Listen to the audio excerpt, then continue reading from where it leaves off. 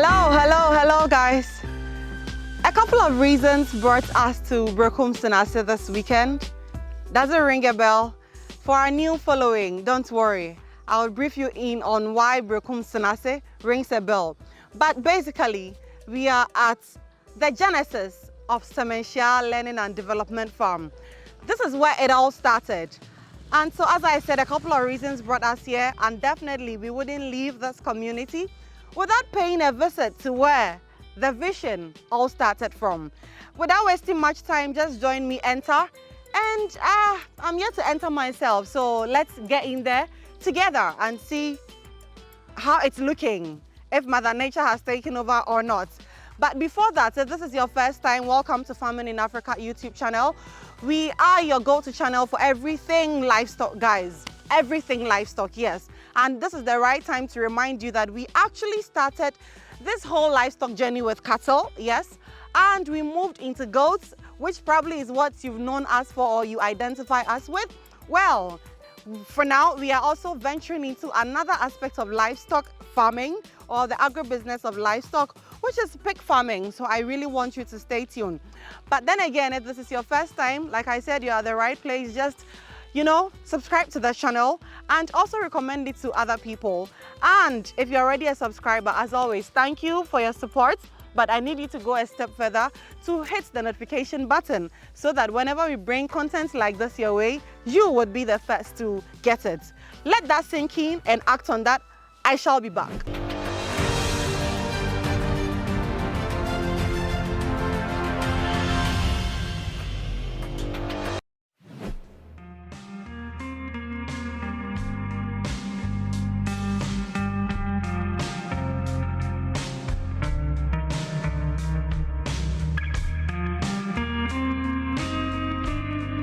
Welcome back. You and I are going to get in there together. So just permit me whatever reaction that comes out of me.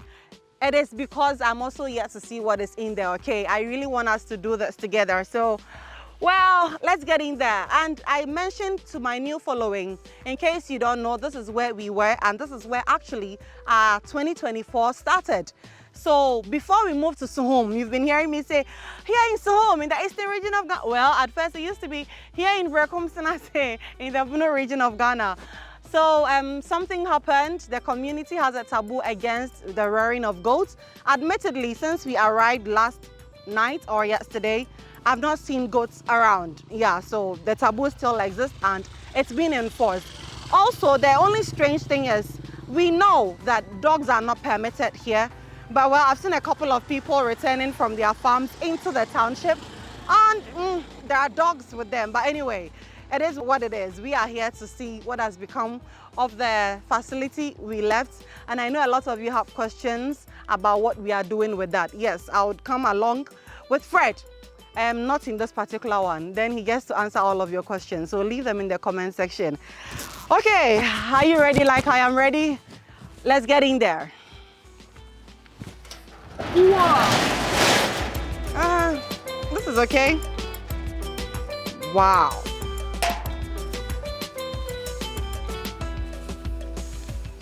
Wow.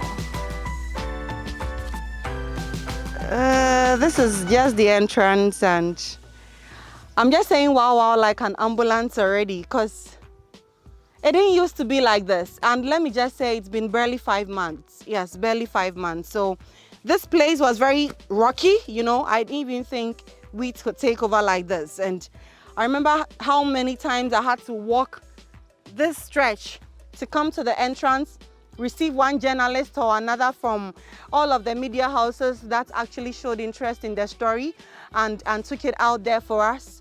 So even this is how the entrance is looking. Then I can only imagine how where we used to actually rear the goats is looking. So let's go. I just have to be careful.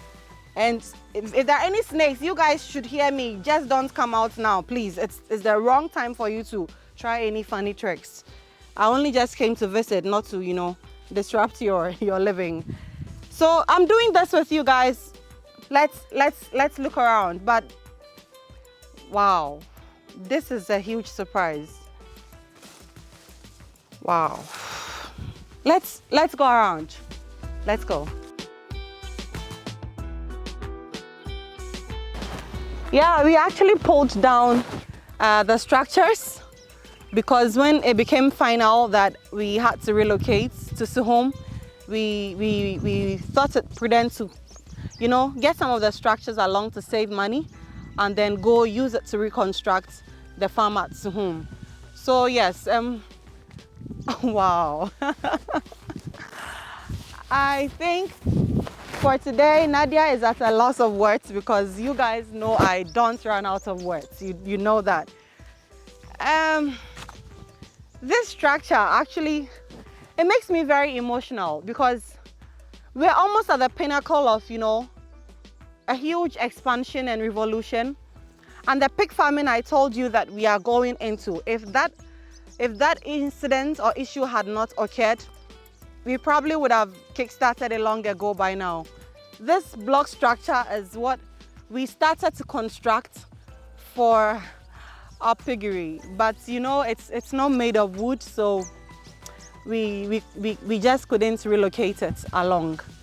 But yeah, I do remember clearly Fred explaining to us that, guys, we are moving next into pig farming, and I've already started the construction of the piggery. Whew. Oh, Godfred, let me give you a shout out. So Godfred, my colleague at work, actually tried to warn me that, Nadia, you might get emotional, because when he visited, I think just 2 weeks ago or something like that, he says he got emotional, and you know, I was like, hey, no, I don't think I will. But Godfred, I just want to admit that you were right. Let me just admit on camera, you were right, Godfred, you were right. So I started by telling you how this whole place is just rocky.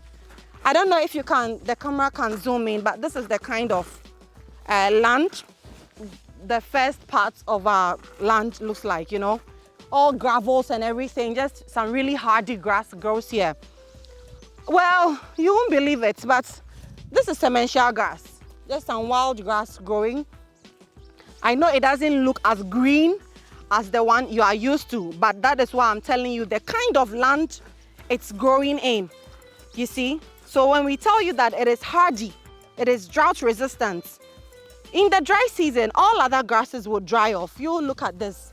This is how your grass or the normal grass in the dry season is going to look like. And you have this hardy grass still doing pretty well for your animals. I had to chip in that because if I don't want you guys to see me cry now. No, I'm here to do my work and to let you know what has become of the new facility. I just wanted to show you. It's a very hardy gravel land, but this is how well it's doing. So yeah, that's it. The Semanhyia grass. Yeah, I think it speaks for itself. No matter how rough the terrain is, it would find a way to thrive for you. Whew. This, wow. And Mother Nature is really wild. I mean, it's been less than 6 months and she has taken over, like, anyway, it belongs to her, so why not? Woo! This place, I remember, we would keep animals that were about to be sold, you know, here. And it's also kind of served as a treatment center. Yes, I told you we've pulled down most of the wooden structures and moved them to Suhum to help in the reconstruction of that farm, which is fully functional anyway. I so remember then we would get the guests and they would even start to see some of the exotic goats here, and they would just start with their ambulance, wow, wow, till we get to where the actual pen is. But yeah, there's a lot of memories. It's beautiful. So this is where we actually first constructed our goat pen. It was a raised pen. I always called it a story building, because it was that high. And you know, we've always believed that we have experimented with a lot of ideas and theories over the time. And so yes, as you've seen in previous videos, people are saying that they think the Suhum farm is way better than here. It is because this is where all of the mistakes were made, and so why go repeat them somewhere else? But as I was saying, Yeah, I have to be careful though. As I was saying, this is where what I personally call the story building was located. It was so high, guys, so high, and yeah, they would poop and all of that would fall down. But I don't know. For the safety of my production manager, I don't know if you can go into that bush, but I've already warned the snake, so let's go closer and see. Woo! All right. Okay, I think this is how far I can come. Ooh! This is how far I would come. But I can still see the goat poop and all of that, you know. Wow, I just must say nature is wild. She has really taken over. She has really taken over. Yeah, this is where it all started. It all began, the story building. And the grasses have grown so tall because that is where the goat pens used to be, you know. They used to be there. And when we receive visitors, we would stand somewhere here in the middle, talk to them, receive them, basically. I think let's move on. If I don't, I've mentioned I don't want you guys to see me cry. And it's really bushy, so yeah, safety first. You need me alive, don't you? Let's go to that side. I have something to show you.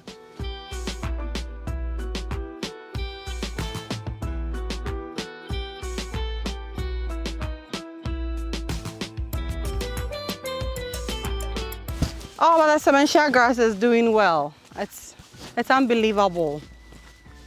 Well, if you guys are interested, if anybody is watching and you are close by to Berekum Senase, well, come for some hay, yeah? You can come cut it and use it for some hay. This is free advertisement.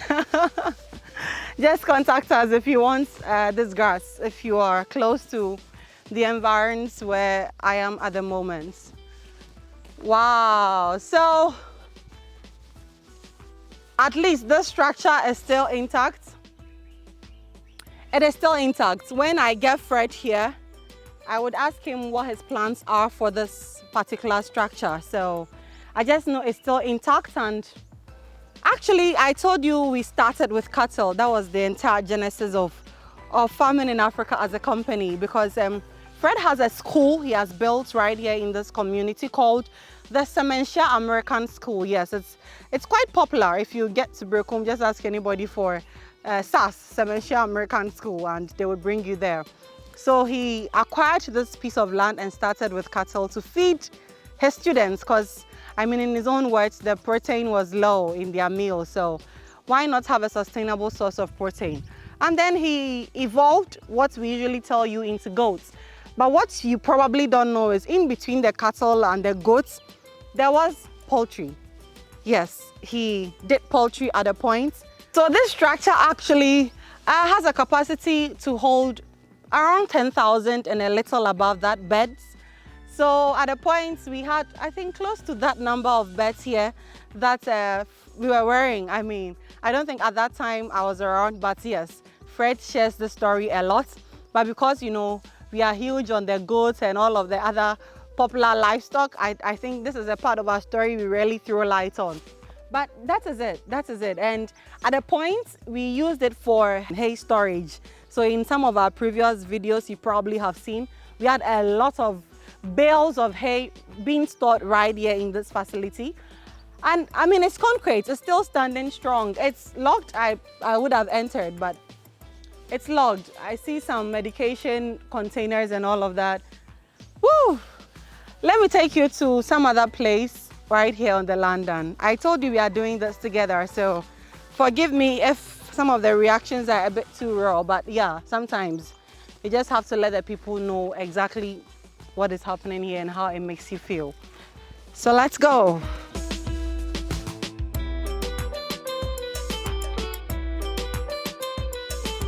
Oh, the number of times I ran here. This is where we hosted the Bono Regional Minister's visits. Oh, wow.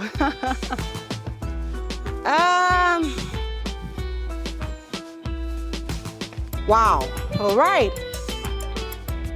Oh, we still have this crate. I thought we moved everything. But guys, this crate, yes, this actually was our lactating pen. You know how now at home I show you the block structure and everything. This big block structure here was our lactating area. And then we would use these crates for the mothers and the babies. We would layer it with, you know, old hay, leftover hay, to create a soft bedding for mothers and babies. And they would huddle together for some warmth. If it gets really cold, we just, you know, cover it with, I mean, things we had to do. The creativity being here brought out of us as a company, and Fred's knowledge and expertise he acquired from his many travels all over the world. Wow, wow. So I'm surprised to know we still have some 2 crates here. Wow, we have a few of the equipment here. I think I have to hurry and wrap up because I told you guys we're doing this together, so I've also not been here. And this just brings so many memories. I think we started the year with a visit from Enyonam, the Ghanaian farmer, and then Daniel. Daniel was the first media gentleman to actually take the story out there. So Danny, if you are watching, it just makes me want to say thank you for starting the whole trail blazing. That's brought so much attention to some of the challenges that I encountered in the livestock agribusiness journey. So Daniel from the Ghanaian Times, yes, I really remember you, the reporter. I remember giving you so many instructions and directions to find us here. And then you just, you know, carried it on and it just took over from there. Michael from City, Mr. Albert from TV3, Joy News, Adom News, all of the media guys that covered the story. Thank you. Thank you. That's all I can say. We didn't fold up. By God's grace, it forced us out of here and moved us to Suhum in the eastern region of Ghana where we are now. Woo! Guys, there is absolutely no way I can pass through this bush to where the goat pens used to be. No, no, no. I have to be alive for you people. Just kidding though. But it's really wild here. It's really, really wild here. And I know I'm in my farmer outfit, but this is where we would pass and all of the goat pens. This tree, I do remember this tree. We had a pen right by it and the animals would go lie around this big tree. You won't believe my cameraman told me when we come here today, I would go and climb this tree. But thankfully, God has saved me because I can't even walk here to get to the tree to climb it. But it's, I think at this point, I just want to wrap up. I just want to wrap up. Let me just show you one more facility over there. So, oh, it's too bushy. But to my left is where we started the cattle farm. Over there, we used to keep the cattle there. All that place also has Semanhyia grass. And of course, other wild plants, because, you know, these herbivores love anything green, other wild ones. So the Semanhyia is to add that intentionality into their nutrition to make sure they're actually getting the right nutrients they need. And that is why we've gone a step further through our research and all of the other experiments to come up with a specially formulated livestock feed as well. And very soon, we're actually going to formulate all of these for the various and specific stages of their lives they go through.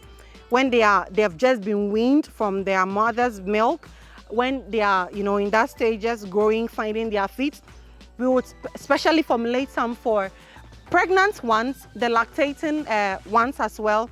Just follow us on this journey, okay? That is why if you are new, you are really in for a treat. You have a lot to learn and you are going to get a lot of free information right here on this channel. So let's go to the last structure and then we will call it a wrap because, woo!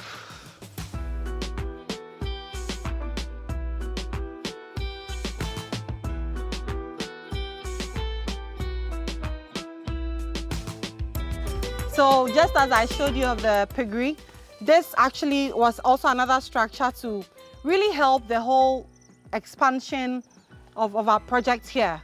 This also was constructed as a quarantine area for the new goats we would receive from all over. So we would quarantine them. And if you're a livestock farmer, maybe pick this idea as well. When you get new stock of animals, don't just add them to your already existing stock. Find a place to quarantine them, observe them, monitor them for a while, make sure they are in good state, no diseases whatsoever before you add them to your existing flock. And I can't believe we have Salt Lake hanging here. Woo, why they forgot to take it along? Wow. Yeah, so we would quarantine the animals here. And before we take them to the pen, the old sites where I couldn't walk to, but yeah. So this is it. I just wanted to do this tour with you today. And I told you a couple of reasons brought us to the township this weekend. So Fred I know is still in the community, but he would definitely come to the sites. We have come ahead of him. So at least I have gotten over my surprise, even though you are seeing it, but I have gotten over my shock. I'm really waiting to capture his shock as well. So just stay tuned for that. You really don't want to miss that. And all of the questions that have come from this video, I mean, not even from this video, people have called to ask, so what is the next plan for this 6-acre piece of land?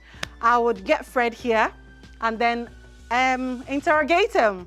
So we get all of the answers to the questions. For today, I just wanted to remind us all of how far we have come as a company, Farming in Africa, and how far specifically our Semanhyia Research, Learning and Development Farm has also come. This is where I would wrap up here in our quarantine space. So till I come your way again with that particular video with Fred to answer all of the questions as to what is going to happen to this facility, I am Nadia, and it is bye-bye from me from now to you. I love you.